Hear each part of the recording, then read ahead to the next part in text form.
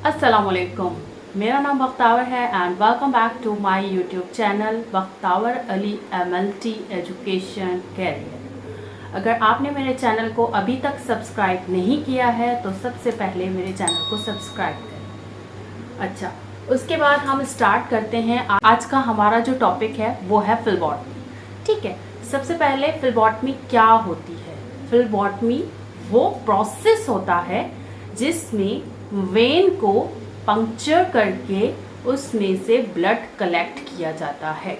ठीक है, हमारे पास ब्लड को कलेक्ट करने की 3 मेन सोर्सेज होती हैं।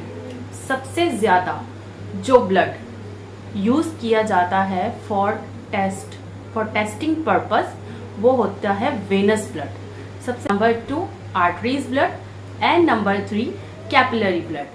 सबसे ज़्यादा जो सैंपल कलेक्शन की जाती है टेस्ट को परफॉर्म करने के लिए वो की जाती है वेनस ब्लड से।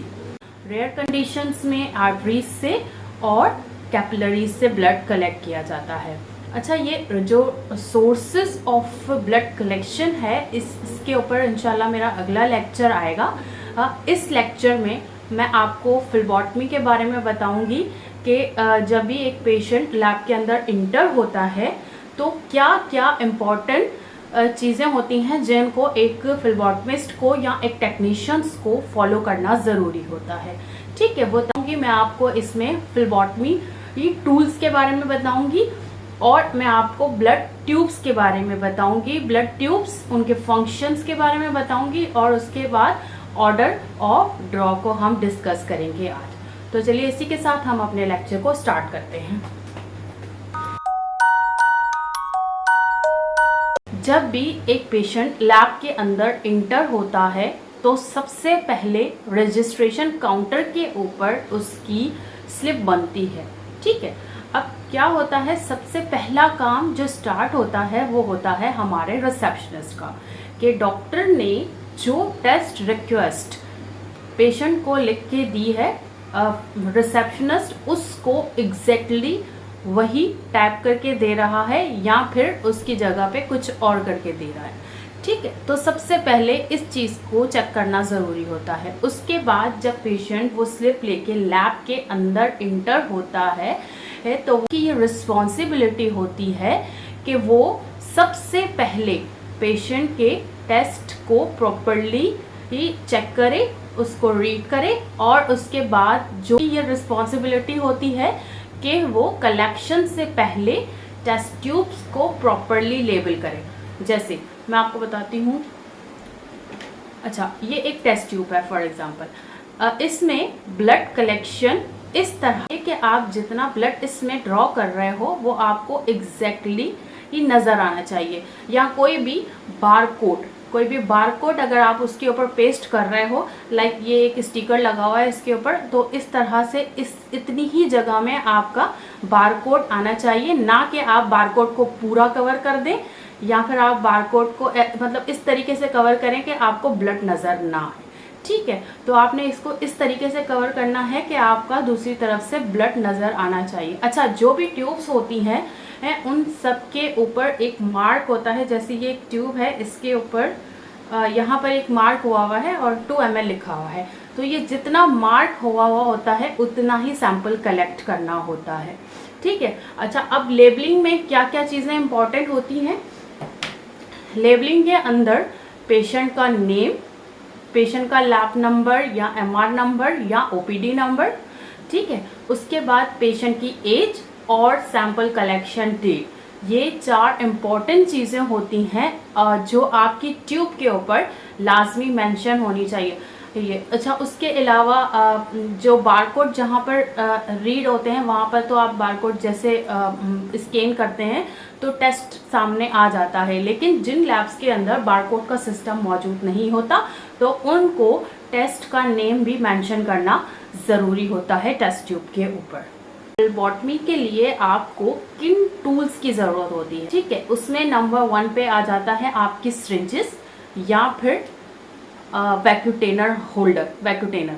ठीक है, अच्छा, अगर कोई एक आध सैंपल होता है तो उसको सिरिंज से कलेक्ट कर सकते हैं, बट जब आपके पास मल्टीपल टेस्ट होते हैं तो उसके लिए आपको डिफरेंट कलर ट्यूब्स रिक्वायर्ड होती हैं। तो उसके लिए वैक्यूटेनर बेस्ट सोर्स होती है ब्लड को कलेक्ट करने के लिए। अंदर हम ट्यूब को इंसर्ट करते हैं, एक ट्यूब जो फिल हो जाती है, उसके बाद सेकंड ट्यूब इंसर्ट करते हैं, जब वो फिल हो जाती है फिर थर्ड ट्यूब इंसर्ट करते हैं। तो उसी तरह से जितने नंबर ऑफ टेस्ट हमने परफॉर्म करने होते हैं आप उसके हिसाब से ये कलेक्शन करते हैं। उसके बाद आपके पास सनीप्लास्ट लाजमी होना चाहिए, आपके पास अल्कोहलिक स्वैब होनी चाहिए और आपके पास ब्लड कलेक्शन ट्यूब्स होनी चाहिए। अच्छा, इसके अलावा ये तो मेन टूल्स हैं जो ब्लड कलेक्शन के लिए रिक्वायर्ड होते हैं, लेकिन इसके अलावा आपके पास आपको अपने एम्प्लॉयज़ की सेफ्टी का भी बहुत ज़्यादा ख्याल रखना होता है। तो आपकी कलेक्शन में आपके पास शार्प बिन्स होनी चाहिए ताकि ब्लड को कलेक्ट करने के बाद सिरिंजेस को उसमें डिस्कार्ड किया जा सके। अब सैनिटाइज़र बहुत ज़्यादा ज़रूरी है। आपके स्टाफ की सेफ्टी के लिए आपको उनके पास मास्क होने चाहिए, ठीक है, और हैंड ग्लव्स होने चाहिए। ये मेन चीज़ें हैं जो एक फ्लेबोटमिस्ट के पास होनी चाहिए, ठीक है, या एक ब्लड कलेक्शन एरिया में होनी चाहिए, ठीक है। अच्छा, उसके बाद हम टेस्ट ट्यूब के ऊपर जो है वो कलर रबर स्टॉपर होता है। डिफरेंट ट्यूब्स होती हैं हमारे पास, एक light purple, sky blue, yellow, grey, तो डिफरेंट कलर ट्यूब्स होती हैं फॉर डिफरेंट टेस्ट प्रोसीजर्स, ठीक है। उसके बाद मैं आपको बताती हूँ कि कौन कौन सी ट्यूब्स हमारे पास होती हैं। सबसे पहले ये है आपके पास पर्पल टॉप, या फिर पर्पल टॉप भी हम इसको कहते हैं, और इसके अंदर आपके पास होता है EDTA, ethylene diamine tetra acetic acid. इसका क्या फंक्शन होता है? ये ब्लड में से एक कैल्शियम को रिमूव करके कैल्शियम सॉल्ट बनाती है। ये ट्यूब ज़्यादातर यूज़ की जाती है हेमाटोलॉजी पर्पसेस के लिए।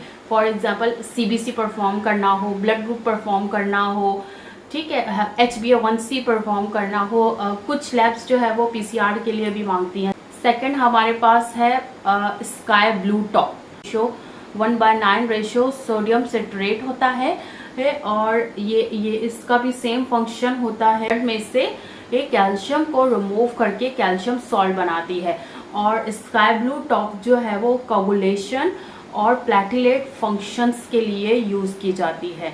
कोगुलेशन के जितने भी टेस्ट होते हैं वो हमारे पास स्काई ब्लू टॉप से ये परफॉर्म होते हैं, लाइक PT, APTT, फिब्रिनोजन एसे और D डायमर। तो उसके बाद हमारे पास है डार्क ग्रीन के अंदर सोडियम हेपेरिन या लिथियम हेपेरिन पाया जाता है, और ये यूज़ की जाती है लिथियम और अमोनिया लेवल को डिटेक्ट करने के लिए। फंक्शन होता है, ये इनएक्टिव करती है थ्रोम्बिन और थ्रोम्बोप्लास्टिन को। उसके बाद हमारे पास है रेड टॉप को हम प्लेन टॉप भी कहते हैं। प्लेन टॉप के अंदर कोई एडिटिव यूज़ नहीं होता, ये ज़्यादातर ब्लड बैंक्स में यूज़ की जाती है फॉर सेरोलॉजी पर्पसेस। है हमारे पास येलो टॉप या SST, सीरम सेपरेटेड ट्यूब आपके पास येलो कलर का टॉप होता है इसका, और उसके अंदर एक जेल पाया जाता है और एक्टिवेटर के तौर पे ये काम करता है। और जब हम इसको सेंट्रीफ्यूज करते हैं तो क्या होता है कि जो भी रेड सेल्स हैं वो नीचे आ जाते हैं, जेल सेंटर में आ जाती है और सीरम ऊपर आ जाता है। ये आपके पास जो है वो केमिस्ट्री, सेरोलॉजी, इम्यूनोलॉजी, इन डिपार्टमेंट्स में जो भी टेस्ट परफॉर्म किए जाते हैं उसके लिए यूज़ होती है। उसके बाद हमारे पास है ब्लैक टॉप के अंदर सोडियम सिट्रेटेड 1/9 रेशियो में पाया जाता है, और इससे ब्लैक टॉप का अगेन सेम फंक्शन यही होता है कि ये कैल्शियम को रिमूव करती है, ठीक है। उसके बाद ये ESR परफॉर्म करने के लिए यूज़ की जाती है बाय विसर्जन ट्यूब मेथड। अच्छा, ब्लड कलेक्शन से पहले फ्लेबोटमिस्ट को हैंड वॉश करने चाहिए। उसके बाद उनको वो ग्लव्स वियर करने चाहिए। ग्लव्स कलेक्शन के करने से पहले क्वेश्चंस होती हैं बॉटमिस्ट को जहाँ से सैंपल कलेक्ट करना होता है वो उस जगह से लाइक आपके पास ये जो वेन होती है, ठीक है, सबसे पहले इसको विजुलाइज किया जाता है और इस पे लाइक ऐसे ऐसे करके इस पे वेन को फील किया जाता है, ठीक है, वेन को फील किया जाता है जिसको हम कहते हैं वेन को पल्पेट करना। और आपके पास जो आपके पास अल्कोहलिक स्वैब होता है उसको इस तरह से नहीं, उसको हम एक सर्कुलर फॉर्म में वन, ठीक है, उसको हम इस तरह से नहीं करते। तो जहाँ भी जिस भी पोर्शन से आपको वेन पंक्चर करना होता है वहाँ पे सर्कुलर फॉर्म में आप पहले उस एरिया को वो क्लीन करें। पंक्चर के लिए कुछ चीज़ों का ख्याल रखना पड़ता है कि आपके पास जो भी टॉर्निकेट आपने टाई किया है वो टॉर्निकेट 1 मिनट से ज़्यादा उसको बांध के ना रखें हैं, क्योंकि उसमें ही कैल्शियम लेवल हाई हो जाता है। समटाइम आरबीसीज रैप्चर हो जाते हैं, जहाँ एल्बुमिन लेवल इफेक्ट होता है, हीमोग्लोबिन लेवल इफेक्ट होता है, ठीक है। अच्छा, जब भी ब्लड ड्रॉ करते हैं तो वेन को डायरेक्ट वर्टिकल फॉर्म में या डायरेक्ट इंसर्ट नहीं करते, इसको 30 डिग्री एंगल के ऊपर आप वेन के अंदर इंसर्ट करेंगे। ब्लड कलेक्शन हो जाने के बाद आपने सबसे पहले टॉर्निकेट को लूज करना है, उसके बाद आपने एक गॉज उठाना है या फिर कॉटन उठाना है, वो कॉटन और गॉज आपने पंक्चर एरिया पे रख के उसको हल्का उसको आपने प्रेस करना है और प्रेस करने के बाद आपने निडल को बाहर निकाल देना है। अच्छा, अब हम आ जाते हैं ऑर्डर ऑफ ड्रॉ। हम ऐसे नहीं कि कोई भी ट्यूब उठाएंगे और उसमें ब्लड डाल देंगे, नहीं, ब्लड कलेक्शन को हमेशा एक सीक्वेंस में ड्रॉ किया जाता है। सबसे पहले ब्लड जो कलेक्ट किया जाता है वो ब्लड कल्चर बॉटल में किया जाता है ताकि कंटामिनेशन को अवॉइड किया जा सके। उसके बाद नंबर 2 पे प्लेन ट्यूब के अंदर, ठीक है, उसके बाद प्लेन ट्यूब के अंदर क्योंकि कोई एडिटिव मौजूद नहीं होगा उसके अंदर, तो उसमें भी आपके पास कंटामिनेशन के कोई चांसेस नहीं होते। थर्ड, आपके पास ट्यूब कलेक्ट किया जाता है कोगुलेशन ट्यूब के अंदर यानी कि स्काई ब्लू टॉप के अंदर। कोगुलेशन के टेस्ट बहुत ज़्यादा सेंसिटिव होते हैं, ठीक है, और इसमें कोई एडिटिव रिएक्शन ना कर जाए, तो इसलिए सबसे पहले आपके पास स्काई ब्लू टॉप में सैंपल कलेक्ट किया जाता है। उसके बाद हेपारिन ट्यूब के अंदर, नंबर 5 पे EDTA के अंदर, और नंबर 6 के ऑक्सलेट फ्लोराइड यानी कि ये लाइट ग्रे कलर की टॉप होती है जो सिर्फ ग्लूकोज के लिए स्पेसिफिक होती है, सिर्फ ग्लूकोज परफॉर्म करने के लिए ये यूज़ की जाती है। हम डिस्कस कर लेते हैं कि प्लाज्मा और सीरम में क्या डिफरेंस है। प्लाज्मा वो ब्लड होता है जो हम एंटीकोगुलेंट ट्यूब में कलेक्ट करते हैं। फॉर एग्जांपल हमारे पास एंटीकोगुलेंट किन किन ट्यूब्स के अंदर होता है, हमारी पर्पल टॉप, या उसमें कौन सा एंटीकोगुलेंट होता है, EDTA, ठीक है। हमारे पास स्काई ब्लू टॉप, इसमें सोडियम सिट्रेट होता है। ESR ट्यूब, उसमें भी सोडियम सिट्रेट होता है। आपके पास लाइट ग्रे ट्यूब जिसमें फ्लोराइड ऑक्सलेट होता है। तो वो ट्यूब्स जिनके अंदर एंटीकोगुलेंट मौजूद होता है, उसको जब हम ब्लड को सेंट्रीफ्यूज करते हैं तो ब्लड का वाटर पार्ट सेपरेट हो जाता है और सेल नीचे आ जाते हैं, ठीक है। तो इसमें एंटीकोगुलेंट जिन ट्यूब्स के अंदर मौजूद होता है उससे हमारे पास जो वाटर पार्ट सेपरेट होता है उसको हम कहते हैं प्लाज्मा। प्लाज्मा के अंदर फिब्रिनोजन पाया जाता है, यानी कि क्लॉटिंग फैक्टर्स मौजूद होते हैं। जबकि आपके पास जो सैंपल क्लॉट ट्यूब जैसे प्लेन ट्यूब हो गई, आपके पास सीरम सेपरेटेड ट्यूब्स हो गई, उसमें जो ब्लड कलेक्ट किया जाता है वो उसको जब हम सेंट्रीफ्यूज करते हैं उसका वाटर पार्ट सेपरेट होता है, वो सीरम कहलाता है। सीरम के अंदर फिब्रिनोजन नहीं होता, फिर तो उसमें से जो भी ब्लड कलेक्ट उसमें से जो वाटरी पार्ट सेपरेट होता है वो कहलाता है सीरम। और सीरम आपके पास ज़्यादातर केमिस्ट्री, सीरोलॉजी और इम्यूनोलॉजी ये पर्पसेस के लिए यूज़ किया जाता है। तो इसी के साथ हम आज के अपने लेक्चर को ख़त्म करते हैं। आपको अगर मेरी वीडियोस पसंद आई हैं तो प्लीज़ मेरे चैनल को सब्सक्राइब करना मत भूलिएगा। Thank you so much.